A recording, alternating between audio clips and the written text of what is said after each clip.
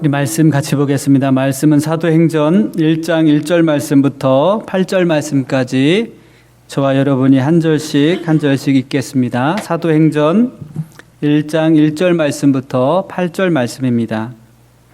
제가 1절 말씀을 먼저 읽겠습니다. 데오빌로여, 내가 먼저 쓴 글에는 무릇 예수께서 행하시며 가르치시기를 시작하심부터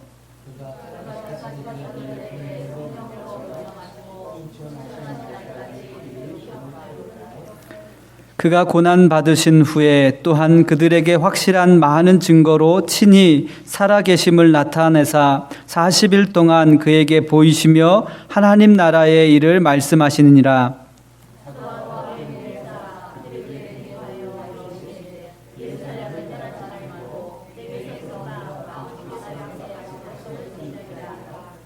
요한은 물로 세례를 베풀었으나 너희는 몇 날이 못되어 성령으로 세례를 받으리라 하셨느니라.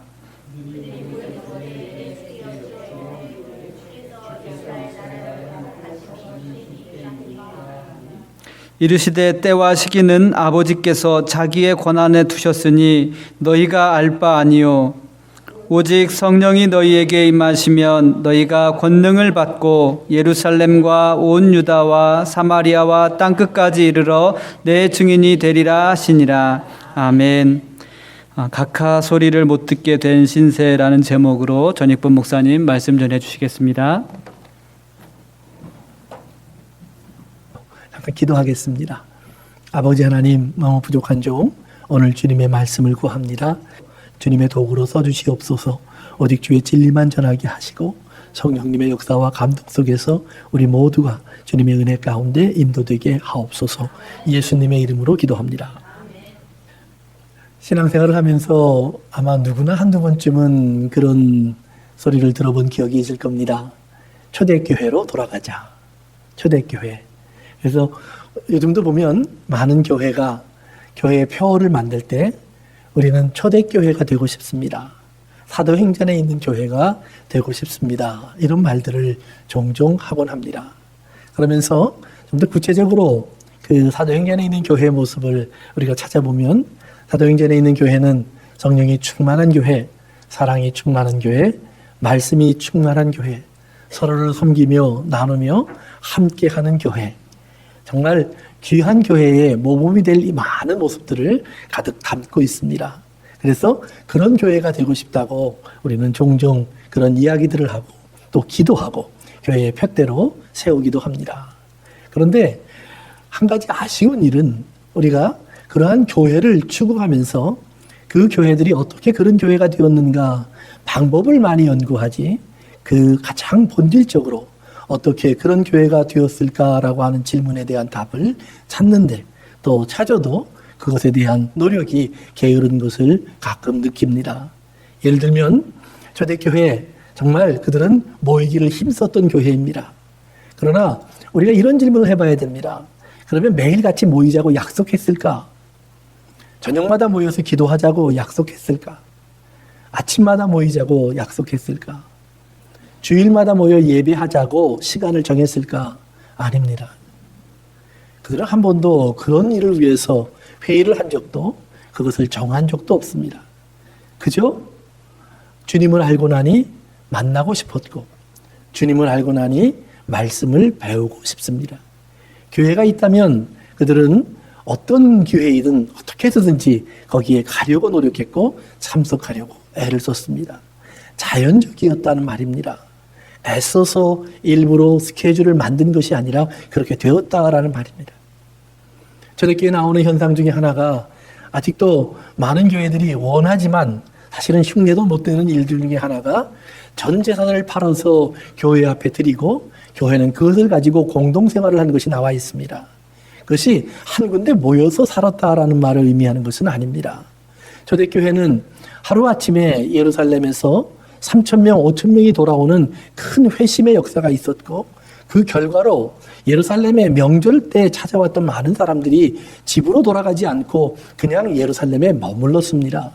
그러다 보니까 예루살렘에 있는 많은 사람들이 교회에 새로 들어온 사람들, 이제 예수님을 알고 형제가 된 사람들을 그냥 내버려 둘 수 없어서 돌보아야 할 일들이 생깁니다. 거기에 더하여서 또 자연히 과부나 고아와 같은 어려운 사람들도 교회에 많이 일원이 되었습니다. 그러다 보니 그들을 돌보는 일 우리가 중요하게 생각하게 되었고, 그러면 어떻게 하면 될까 하다 보니까 자연히 빵이 있는 사람은 빵을, 옷이 있는 사람은 옷을, 그러다가 재산이 있는 사람은 재산을 자연히 다 내어놓았다라는 말입니다.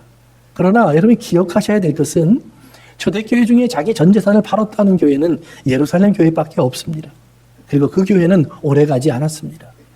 곧 핍박이 왔고 교회는 다 흩어졌고 뿔뿔이 흩어져 나갔습니다. 그 후에 대부분의 교회들은, 사도행전에 있는 교회들도 보면 자기의 생업을 포기한 사람이 그리 많지 않습니다. 자기의 집을 판 사람도 그리 많지 않습니다. 여전히 있었습니다. 그러나 많지 않다는 말입니다. 특별한 경우에 그런 일들을 행했고 그러한 일에 참여했습니다. 그러나 대부분은 자기의 일상 속에서 규모 있는 생활을 하면서 자기가 가지고 있는 것 속에서 하나님의 은혜를 따라, 말씀을 따라, 믿음을 따라, 자기 속에 일어나는 동기를 따라서 때로는 헌금도 드렸고, 때로는 구제하는 일도 했고, 때로는 선교하는 일에 참여했고, 그들이 많은 노력을 통해서 서로를 돕고 세우고 그리고 돌보았던 일들이 성경에 기록되어 있습니다. 얼마를 들여서 나와 있지 않습니다. 11조를 했다? 그런 말도 없습니다. 건축을 위한 헌금을 했다? 그런 말도 없습니다. 건물을 사려고 애를 썼다? 그런 말도 없습니다. 그저 초대교회는 자연스럽게 형제라고 생각하고 자매라고 생각하기에 어렵다는 이야기를 들으면 도우려고 했고, 심지어는 먼 곳에 있는 교회, 얼굴을 본 적도 없는 교회일지라도, 예를 들면 바울이 세운 갈라디아에 있는 교회들이 오늘날로 말하면 터키에 있는 교회들입니다. 예루살렘에 있는 교회가 어려움을 겪고 있다. 특별히 핍박이 많아서 그들이 직장도 잃어버리고 그렇게 재산을 다 바쳐서 서로 돌보았지만 이제는 바칠 재산도 없어서 가난해지고 그리고 감옥에 갇히고 곤란을 당하고 있다는 이야기를 듣자마자 갈라디아에 있는 교회들이 자기들의 물질을 모으기 시작했습니다. 그 중에는 자기도 가난한 사람들이 많이 있었습니다. 하루에 3끼 먹는 것이 어려운 사람들도 있었다는 말입니다. 그러나 그 3끼 먹는 걸 2끼로 줄이고 2끼 먹던 것을 1끼로 줄여가면서 형제로 자매로 여기기에 예루살렘에 있는 교회를 돕기 위해서 물질을 모으기도 했습니다. 그 어떤 것 하나 강요에 의한 것 없습니다. 모든 것이 자발적이었습니다. 성도 여러분, 오늘 여러분들이 헌금 드리셨는데 자발적이었던 것이 되길 바랍니다. 이것 안 드리면 하나님이 삐지실까? 아니요. 그러면 하나님이 주지도 않으셨을 거예요. 오늘 여러분들의 마음속에 진짜 믿음을 가지고 하나님이 원하시는 것을 찾아보는 그런 사람들이 되시길 바랍니다. 그래서 초대교회의 특징은 무엇이냐면 그들이 모이려고 애를 썼다. 돈을 바치려고 애를 썼다. 전도하려고 애를 썼다. 그들이 많은 노력을 했다. 그것이 아닙니다.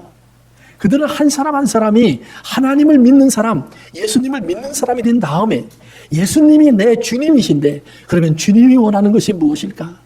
그들은 끊임없이 질문했고 그것을 찾았고 그리고 주님이 원하시는 일을 하려고 그들의 모든 것을 다 했다는 사실입니다. 그러다 보니 그 결과로 열심히 모였습니다. 그러다 보니 그 결과로 재산도 팔았습니다. 그러다 보니 그 결과로 선교도 했습니다. 그러다 보니 그 결과로 핍박도 받았습니다. 감옥에 갇히기도 했습니다. 목숨을 빼앗기기도 했습니다. 그러나 그것은 결과지 그들이 찾아간 것이 아닙니다. 그들은 오직 하나, 주님이 원하시는 일이 무엇일까? 그것을 찾는 일에 골똘했습니다. 성도 여러분, 오늘 여러분의 삶에도 꼭 그렇게 되길 바랍니다. 교회가 무엇을 의논할 때도 항상 그것입니다. 교회는 우리가 모여서 우리가 무엇을 하면 하나님이 기뻐하실까? 고민하십시오. 그리고 기도하십시오. 그리고 내 마음에 하나님이 말씀하시는 것을 들어보십시오. 그러면 절대로 목사님이 원하는 것과 권사님이 원하는 것이 다르지 않을 겁니다. 집사님이 원하는 것과 성도들이 원하는 것이 다르지 않을 겁니다. 남자들이 원하는 것과 여자들이 원하는 것이 다르지도 않을 겁니다. 어린아이들이 원하는 것과 노인들이 원하는 것이 다르지도 않을 겁니다. 기억하세요. 우리가 정말 하나님이 원하시는 것을 찾고 있으면 그렇게 된다라는 말입니다. 그렇기 때문에 사도행전은 한 가지를 분명하게 하는 것입니다. 우리가 예수를 믿는다는 것이 어떤 것을 의미하는지를 분명히 보여주는 겁니다. 그래서 예수님께서 오늘 사도행전 시작에 누가라고 하는 사람이 이 사도행전을 기록하게 했는데 그가 이것을 기록하면서 그렇게 기록하게 했습니다. 예수님이 이 땅을 떠나시기 전에 마지막으로 가르치기 위해서 애쓰신 것이 무엇인 줄 아느냐? 바로 하나님의 나라에 대한 것을 가르치려 하셨다라는 말이. 하나님의 나라, 죽어서 가는 하나님의 나라를 말하는 것이 아닙니다. 지금 이 시간 우리와 함께하고 있는 하나님께서 세상 사람들은 보지 못하고 있지만 우리 안에 하나님이 계시는데 그 하나님이 지금 어떻게 이 세상을 다스리고 있는지를 하나님 앞에서 하나님의 성도들이 교회를 이루어서 이 땅에 보여주고 있었다라는 말입니다. 즉 예수님이 주님이라는 사실을 성도들이 이 땅에서 보여주는 모습이 사도행전에 기록되는 것입니다.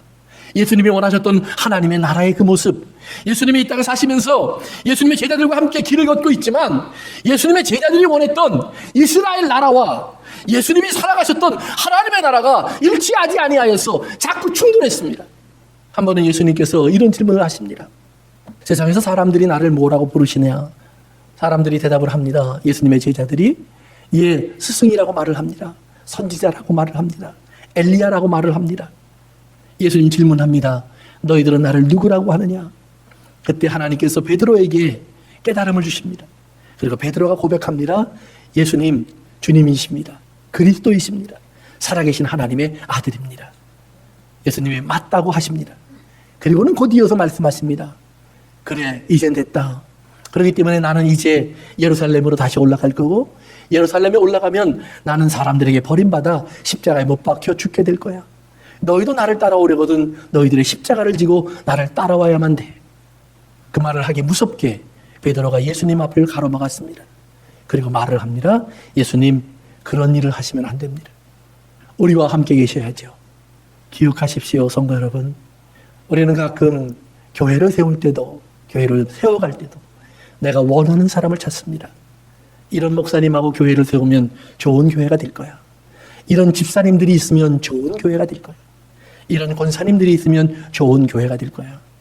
사랑하는 성도 여러분, 그 목사가 있어도 그 권사가 있어도 그 집사가 있어도 그것은 교회가 아닙니다. 예수님이 계셔야만 교회입니다. 그런데 베드로는 예수님이 계셔야 할 곳, 가셔야 할 곳으로 가고 있는데 가로막으면서 여기에 계셔야지요 라고 합니다. 사랑하는 성도 여러분, 여러분들이 예수님을 붙잡을 수 없는 것처럼 여러분들이 원하는 곳에 예수님을 붙잡을 수 없는 것을 꼭 기억하셔야 합니다. 베드로가 예수님을 가로막다가 사단아 내 뒤로 물러가라는 소리를 들은 것처럼 오늘 내 욕심이 하나님의 교회에 나온 교회를 가로막고 있다면 성도 여러분 꼭 기억하세요. 사단아 내 뒤로 물러가라. 나를 향해 거울을 보면서라도 한마디 하셔야 합니다. 그래야만 하나님이 머무르시는 참된 교회가 우리 눈앞에 보여질 줄로 믿습니다. 하나님이 원하시는 하나님의 교회, 비록 십자가를 지고 있는 교회의 모습이지만 이 땅의 사람들이 볼 때 탐내지 않는 교회의 모습이지만 세상이 볼 때 부럽지 않다고 말하는 교회의 모습이지만 그런 것이 교회라면 왜 예수를 믿냐고 우리를 손가락질할 수 있는 하나님의 모습이지만 사랑하는 성도 여러분, 그들을 바라보면서 오히려 우리의 마음속에 눈물이 솟고 저들의 무지함을 알지 못함은 하나님의 나라가 여기에 있는데 예수님이 여기에 와 계신데 예수님은 모든 것을 만드신 분이고 모든 것을 주장하시는 분이고 모든 것을 다스리시는 주님이신데 그 주님을 모르는 저들을 향해 오늘 여러분들이 긍휼히 여기는 마음으로 오히려 기도해야 한다는 말입니다. 세상이 우리의 물질의 가난을 보고 손가락질 하겠지만 우리는 저들의 영혼의 죽음을 보면서 가슴을 찌르는 사람이 되실 수 있기를 바랍니다. 그것이 교회예요. 그것이 하나님의 집이에요. 오늘 예수님께서 하나님의 말씀을 우리에게 남겨주시면서 사도행전이라는 글을 남겨주시면서 그 일의 시작에 예수님은 하나님의 나라의 일을 가르치고 계셨다라고 말을 하는데 사도행전이 마치는 마지막 장, 마지막 절에 가보니까 바울이라는 사람이 감옥에 갇혀서 예수 그리스도에 관하여 그리고 하나님의 나라에 관하여 저가 가르치기를 힘쓰는데 아무도 막는 자가 없더라. 사랑하는 성도 여러분, 오늘도 교회에는 그런 일이 지속되어야 합니다.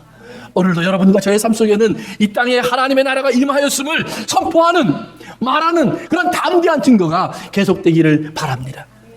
물론 오늘 여러분 이 세상을 살면서요, 우리가 나는 하나님을 믿습니다 그럴 때 이 세상 사람들이 별로 큰 반응하지 않습니다.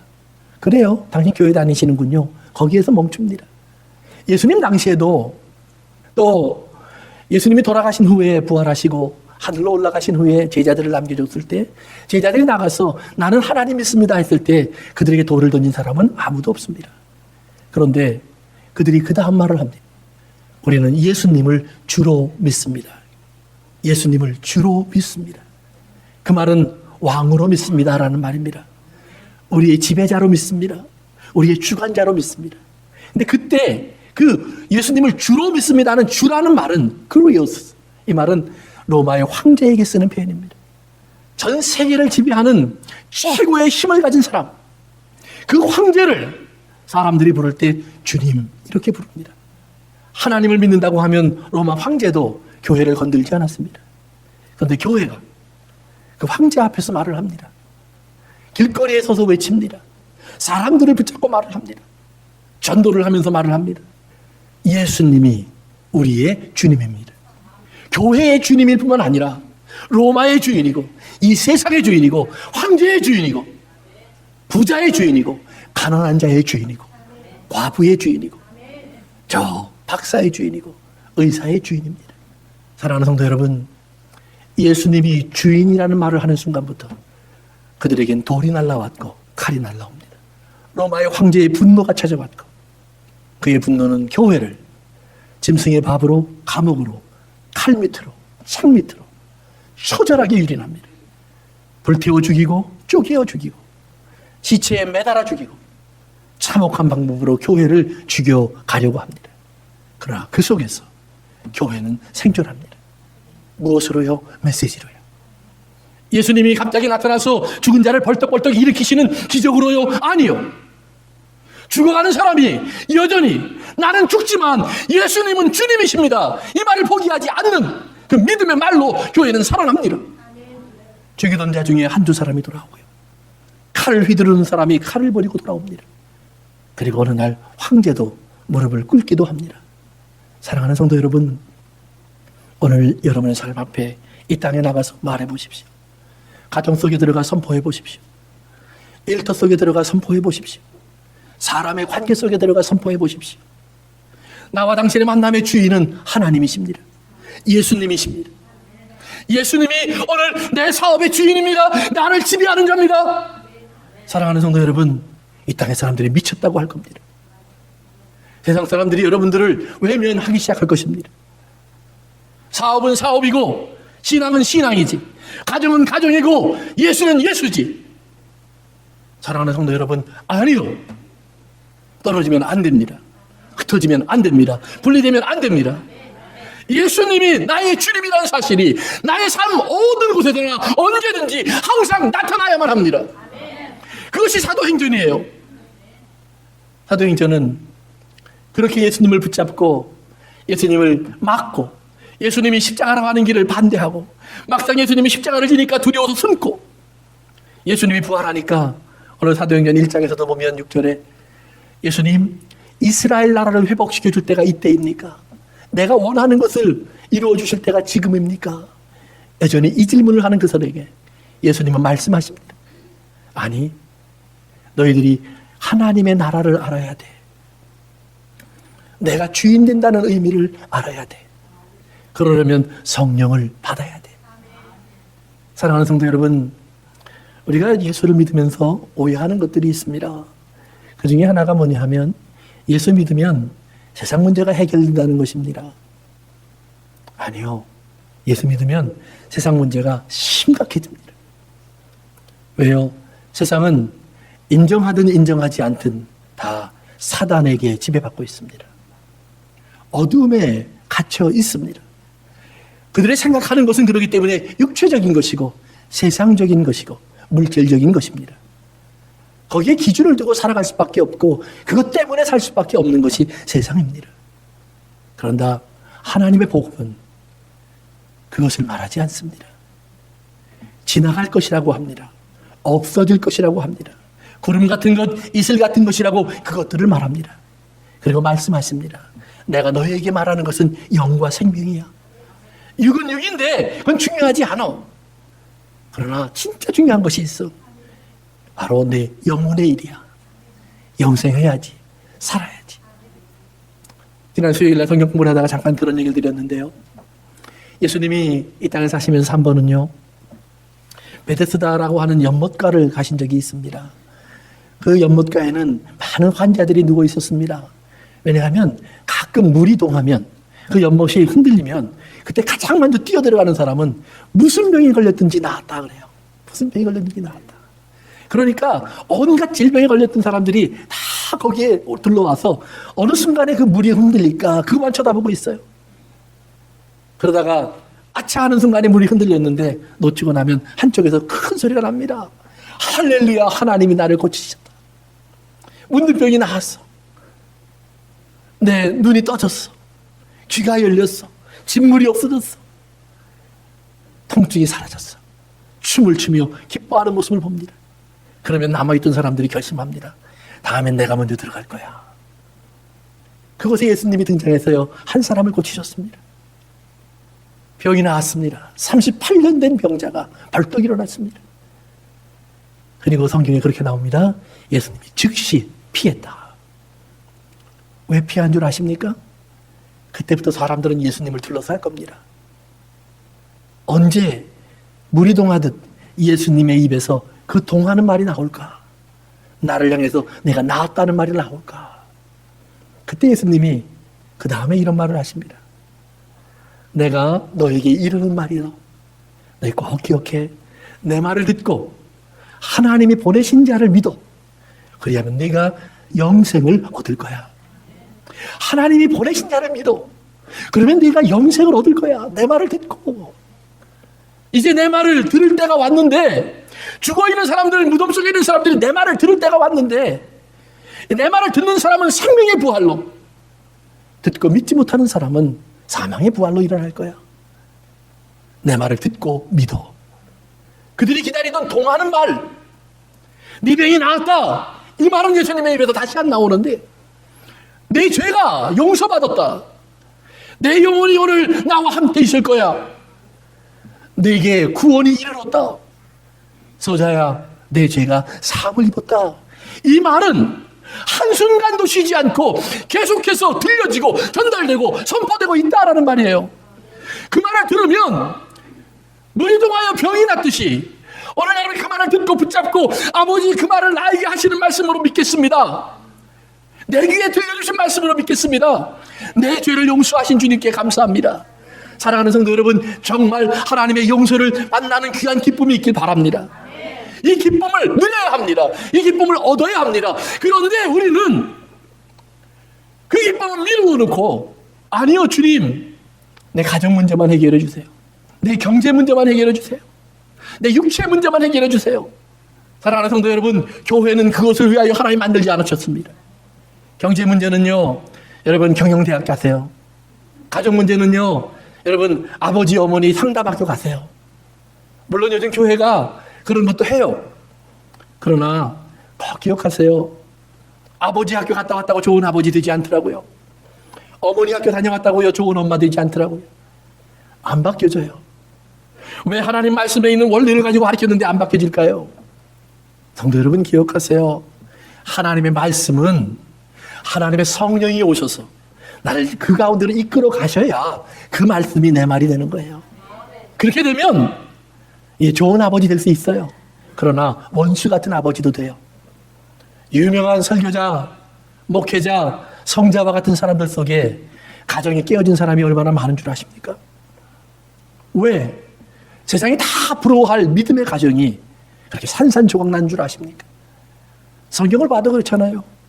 아브라함이 행복한 가정입니까? 이삭과 이스마엘이 원수가 됐는데요. 야곱이 행복한 아버지입니까? 12아들이 죽이고 살리고 얼마나 북치고 장구칩니까? 조금도 행복한 시간이 없어요. 예수님의 어머니 마리아와 요셉은 행복한 부모입니까? 아니요. 예수님을 중심으로 해서 얼마나 그 가족이 서로 삐죽대고 조롱하고 놀리고 그렇게 다투었습니까? 행복한 가정 성경에서 참 찾기 힘들어요. 그런데 왜 성경을 통해서 행복한 가정이 되려고 하세요? 성경을 통해서 여러분이 진짜 되려고 하는 것은 하나님의 성령을 받아서 내가 하나님의 진정한 사람이 되어서 예수님이 주님인 사람이 되어서 내가 아버지라면 아버지로서 주님이 명령하신 일이 무엇인가 생각하는 거예요. 그리고 살아가는 거예요. 남편이라면 남편으로서 주님 앞에서 주님 나를 남편이 되게 하시면서 나에게 명령하신 일들이 무엇입니까? 궁리해 보시는 거예요. 기도하는 거예요. 그리고 순종하는 거예요. 그러면 부인이 행복할까요? 아니요. 아브라함 따라다니다가 사라가 2번이나 팔려갔잖아요. 바울은 결혼을 못했잖아요. 베드로는 부인을 데리고 돌아다니다가 어느 날 그는 십자가에 거꾸로 못 박혀 죽었잖아요. 예수를 믿고 행복해진다고요? 사도행전부터 요한계시록까지 아니요. 행복한 사람을 찾아와 보세요. 붙잡혔고 감옥에 갇혔고 매맞았고 가난해졌고 찢어졌고 핍박받았고 놀림받았고 소외됐고. 왜요? 예수님이 주인이라고 말을 하니까 그것을 인정하지 않는 사람들이 그를 다 버리기 시작했다는 말이에요. 가정 안에 원수가 되었고 사업을 끌고 갈 수 없는 형편이 되었고 기업을 빼앗겼고 쫓겨다니는 사람이 되었다고 성경은 기록합니다. 그런데요, 그들이 그 안에서 성경은 말합니다. 찬송하더라, 기뻐하더라, 감사하더라. 오늘 권사님 기도하시면서 항상 감사하라, 범사에 감사하라. 이는 예수 그리스도 안에서 너희를 향하신 하나님의 뜻이니라. 예수님이 주인이 되신 사람의 삶에서 이런 것이 나타난다는 말이에요. 그렇기 때문에 복음은 우리에게 참 어려운 도전입니다. 사람이 어떤 방법으로 이해를 하려고 해도 이해되지 않는 것이 그러기에 복음입니다. 나에게 어떻게 되든지 좋게 연결시켜 보려고 해도 잘 연결되지 않는 것이 복음입니다. 그런데 하나님의 성령이 오시면, 그 성령이 내 안에 들어오시면 그 복음이 깨달아진다는 말이에요. 왜 이것이 복된 말인가? 왜 이것이 얼마나 내가 감사할 수밖에 없고 기뻐할 수밖에 없는 일인가? 그 한복판에서 그 가장 아픔 속에서 하나님 앞에 찬송할 수밖에 없는 사람이 되는가? 내 병을 고쳐주지 않는 하나님을 만나면서 왜 내게 은혜가 넘친다라고 고백할 수밖에 없는 환자가 되는가? 내 자녀를 살려주지 않는 하나님을 보면서 그 어머니가 탄식하고 통곡하면서 그럼에도 불구하고 하나님 앞에 찬송하는 사람이 되는가? 그 이유가 성령 안에 있다라는 말이에요. 그렇기 때문에 예수님 말씀하는 겁니다. 너희가 성령이 임할 때까지는 아무것도 하지 마. Don't do anything. 왜 성령이 인도하지 않는데 자기 마음대로 앞서가십니까? 먼저 말하십니까? 먼저 행동하십니까? 여러분의 말이 일상의 말이니까 여러분의 행동이 매일 하던 거니까? 아니요. 오늘은 하나님이 다른 말을 하실 수 있잖아요. 오늘은 하나님이 다른 행동을 요구할 수 있잖아요. 사랑하는 성도 여러분, 오늘 하나님 앞에 먼저 무릎 꿇고 하나님의 성령이 내 마음을 움직이도록, 하나님의 성령이 내 마음을 채우도록 간구하는 자가 되시기를 바랍니다. 오늘 말씀의 결론으로 들어갑시다. 사도행전은 누가라고 하는 사람이 쓴 2번째 글입니다.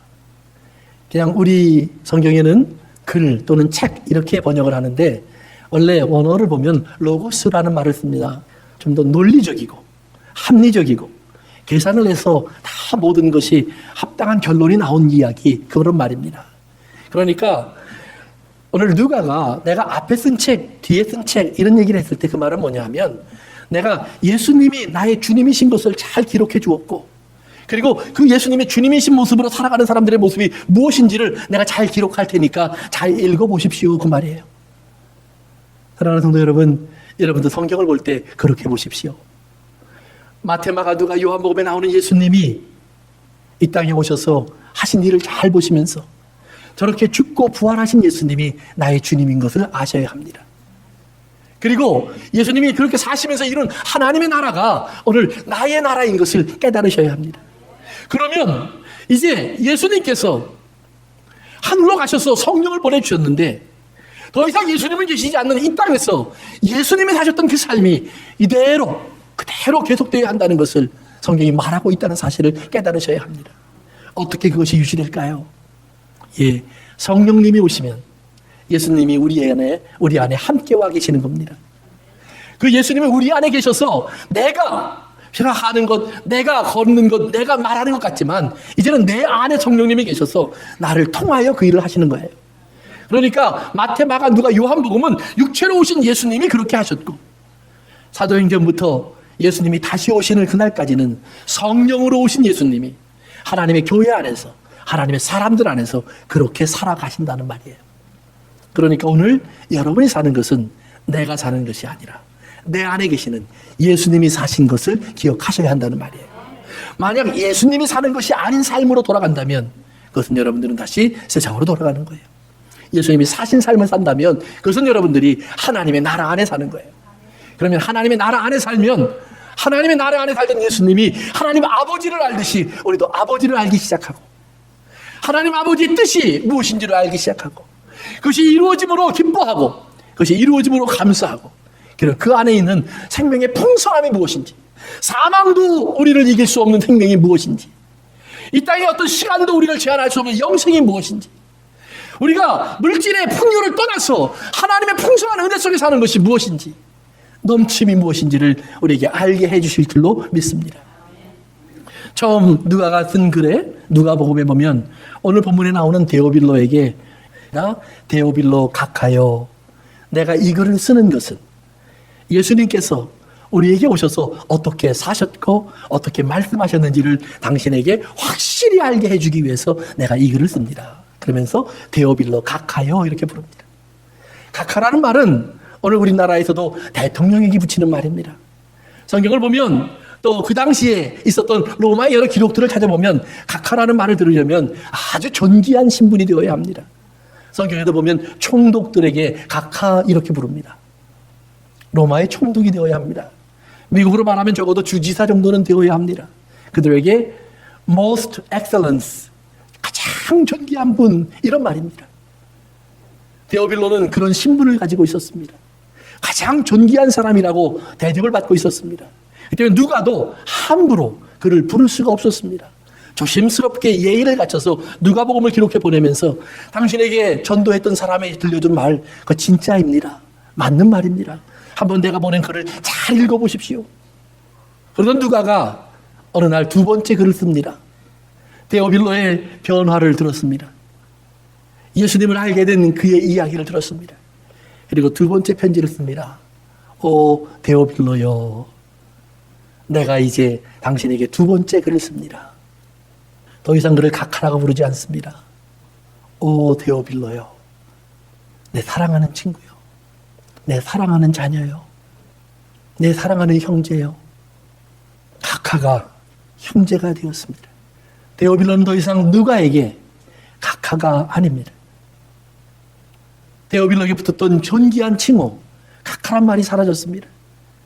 교회 안에 들어온 데오빌로는 그때부터 과거에는 거지와 같았던 사람이 자기의 손을 붙잡고 눈물을 흘리면서 형제여 잘 왔습니다. 종이었던 사람, 노예였던 사람들이 그를 얹다 안으면서 형제님 잘 오셨습니다. 성찬식에서 감히 과거에는 자기 옆에 와서 앉지도 못하고 자기가 먹을 때 음식을 들고 서 있던 사람들이 함께 빵을 떼어주면서 함께 잔을 나누면서 형제여 우리가 주님의 살과 피를 같이 나누니 이제 우리는 한 몸입니다. 냄새나는 몸으로 그를 껴안고 있습니다. 며칠 전 뉴스를 보니까요, 인도에서 두 청년이 매를 맞아 죽었습니다. 왜 죽었는가 원인을 찾아보니까 화장실에 갔다가 매를 맞아 죽었습니다. 공중 화장실인데 공중 화장실에 들어가려고 하는 그 두 청년을 그 화장실 주변에 있던 사람들이 불러 세웠습니다. 그리고 너희들은 가장 천한 놈들인데 우리가 쓰는 화장실에 왜 들어오니? 너희와 같이 쓰면 우리가 더러워지잖아. 그러면서 겁도 없이 공중 화장실에 들어왔다고 매를 쳐서 죽였습니다. 그것은 비단 인도의 캐스트 제도 속에만 있는 것은 아닙니다. 우리 속에서도 교회 안에서도 얼마든지 일어나는 일입니다. 여러분, 부끄러운 얘기지만 목사님들도 만나면요, 큰 교회 목사님과 작은 교회 목사님 자리가 좀 다릅니다. 담임 목사님하고요, 한국에서는 부목사님이라고 부르죠. 부목사님 자리가 다릅니다. 장로님 앉는 자리, 성진도들이 앉는 자리가 다릅니다. 그거 무시하는 사람도 물론 있지만 그러나 세상은 그것을 엄격하게 봅니다. 제 친구 목사님이 총장을 하던 시절에요. 차가 2대예요. 평소에는 조그만 차를 타고 다니는데요. 총장님 회의가 있으면 최고급 차를 타고 가요. 물어봤어요. 왜 그러냐 그랬더니 호텔에서 회의를 하는데 조그만 차를 가지고 들어가면 못 들어오게 한대요. 저 지하 주차장으로 가라고. 최고급 차를 가지고 딱 들어가면 탁 문 열어주고 그다음에 자동차 문 딱 열어주면서 어서 오십시오. 그리고 키 달라고 그래서 발레 파킹 해준대요. 사랑하는 성도 여러분, 성경에도 오죽하면 부자가 들어오면 교회에서 앞자리를 내어주고 가난한 자가 들어오면 뒤에 앉든지 가든지 네 마음대로 하라. 사랑하는 성도 여러분, 우리는 안 그랬을까요? 내가 무심코 저 사람에게 잘못한 말을 한 적이 없을까요? 그를 무시하고 멸시하는 내 입술이 된 적은 없을까요? 아닌 것 같죠? 사랑하는 성도 여러분, 내게서 각하 소리를 떼는 것이 그리 쉬운 일이 아닙니다. 저를 목사님이라고 불러주길 원하지. 아, 그 전 목사? 안 목사도 아니야. 사랑하는 성도 여러분, 오늘 우리들의 삶 속에서 우리가 정말 세상에서 말하는 각하, 나를 높이기를 원하는 높은 자리, 그걸 다 내려놓고 교회 안에 들어와 형제와 자매가 될 수 있는 그 사람이 꼭 될 수 있길 바랍니다. 아무도 나를 인정해 주지 않아도 나는 원래 죄인이니까, 바울 말처럼 난 만물의 찍기와 같고 미물과 같은 사람이니까 저 뒷자리 끝자리에 있다고 취급해도 괜찮아. 각하의 소리를 빼앗긴 사람이. 그런데 누가가 데오빌로요, 이 말을 읽으면서 그는 아마 눈물을 흘렸을 거예요. 먼저 쓴 편지를 보면서 나를 각하라고 불렀던 누가가 오늘은 나를 친구로 불러주네, 형제로 불러주네, 내 안에 예수님이 있다고 인정해주네, 내 안에 하나님의 구원이 이루어졌다고 사랑해주네, 내 안에 하나님의 성령이 같이 하는 하나님의 성전이라고, 우리가 함께 연결되어서 하나님의 몸을 이루는 한 몸이라고, 한 건물이라고 나를 맞아주고 있구나. 각하를 빼앗긴 것이 억울하지 않습니다. 형제가 된 것이 참담하지 않습니다. 오늘 이 땅의 사람들이 네 친구가 그 사람이야? 라고 말을 하는 그 헐벗고 굶주린 사람, 갈릴리 사람, 배우지 못하고 가난하고 천한 사람들, 버림받은 사람들, 손가락질 받는 사람들, 정말로 이 땅에서 더러운 것과 섞여 사는 사람들, 그 소리를 듣던 그 사람들에게서 오늘 내 이름이 친구라고 들려지는데 왜 이렇게 고마운지요? 데오빌로라는 말의 그래서 뜻이 The friend of God 또는 The lover of God 이란 말입니다. 어떤 사람은 그런 말을 합니다. 그의 본명은 아마 이것이 아니었을지도 모른다. 저가 예수님을 알고 그의 이름을 바꿨을지도 모른다. 원래 그의 이름, 라틴식의 로마의 황제의 이름을 딴 이름이 있었을지도 모른다. 그러나 저가 예수님을 알고 제가 구원을 받고 교회에 들어오면서 데오빌로로 하나님의 사랑을 사모하는 사람으로, 그 사랑을 입은 자로 자기의 이름을 바꿨을지도 모른다. 초기만 해도 그 이름 뒤에 각하를 붙였지만 이제 사도행전이 기록될 때쯤 저는 진짜 교회 속에 녹아들어서 예수 그리스도와 하나가 되어서 자기 속에 있는 이 모든 교만을 내어 던졌는지도 모른다. 사랑하는 성도 여러분, 어떤 이유인지는 모릅니다. 그러나 데오빌로가 오늘 각하 소리를 벌일 수 있는 사람이 되었습니다. 진짜 하나님의 사랑을 아는 사람이 되었습니다. 가난한 자의 친구, 심지어는 자기의 권세를 빼앗길 수 있는 사람, 그 명예가 다 사라져버린 사람, 핍박과 환난이 오면서 로마 황제에 의해서 감옥에 갇혀지고 모든 귀족의 신분을 다 swept off, 다 빼앗겨서 이제는 노예 신세가 된 사람 되었을지도 모릅니다. 그러나 그가 바꾸지 않는 하나, 각하 소리가 아니라 데오빌로요, 오늘 그 부름이 여러분의 마음과 생각 속에서 나를 불러주시는 하나님의 음성이 될 수 있기를 바랍니다. 기도합니다. 우리는 예수를 믿고 오히려 각하 소리를 듣고 싶습니다. 사장님 소리를 듣고 싶고 성공한 분 소리를 듣고 싶고, 높은 분 소리를 듣고 싶고, 또 왠지 그렇게 되면 자랑하고 싶고, 그런 분들이 있으면 자랑거리가 되고, 교회 안에서 높이는, 그리고 우리가 이 세상 사람들이 알기를 원하는 소리들이 될 때가 종종 있습니다. 성도 여러분, 그러나 하나님이 원하시는 것은 그것이 아닙니다. 오히려 그것을 빼어버리는 겁니다. 나는 연약하고 나는 부족함을 내세우는 것입니다. 그저 이런 나를 예수님이 형제여 불러주시는구나, 이런 나를 하나님이 자녀여 라고 불러주시는구나, 오늘 나를 품어주시는구나, 하나로 여겨주는구나, 그것이 감사한 겁니다. 그런 데어빌로가 이루는 것이 하나님의 교회입니다. 그런 사람들이 둘, 셋, 넷이 모이면 교회가 이루어지는 것입니다. 내가 원하는 사람을 고르는 것이 아닙니다. 하나님이 보내신 자를 받는 겁니다. 나를 부르신 곳에 서는 겁니다.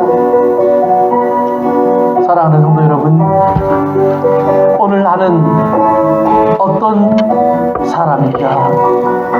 하나님을 사랑한다고 하는데 나는 과연 각하인가?